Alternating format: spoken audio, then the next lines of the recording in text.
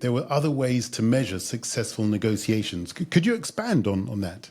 Yeah, I mean, I'll say a few things. So, first of all, I think to your point, the sort of old school style of negotiation, and some people are very good at that. And exactly, they walk away with, if there's sort of a fixed pie, maybe they've walked away with a larger portion of that fixed pie. But I also think, and this is especially true when I'm working with people who do bring more experience, more years of experience, is you have a lot of experience, which is great. You have a lot of experience making the same mistakes Yes. over and over again, which is Yes. which is not great. Like that's some of what we're trying to do is the unlearning.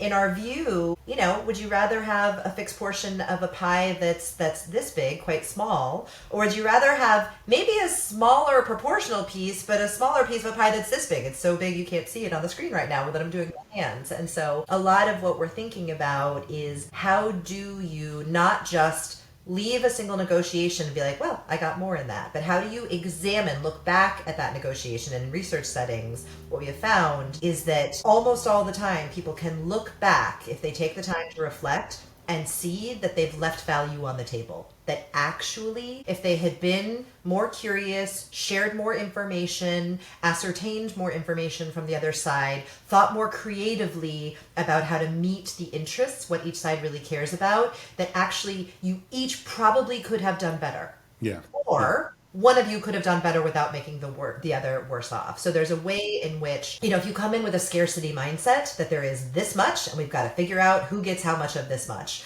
versus an abundance mindset, which says if we're both really smart, which I'm going to presume we are, if we can understand what we each care about and get quite creative in our option generation, we can each walk away with much more because there's abundance that we didn't even know was possible at the beginning. But that is definitely a mindset that we encourage people to have when Yeah. you enter the negotiation.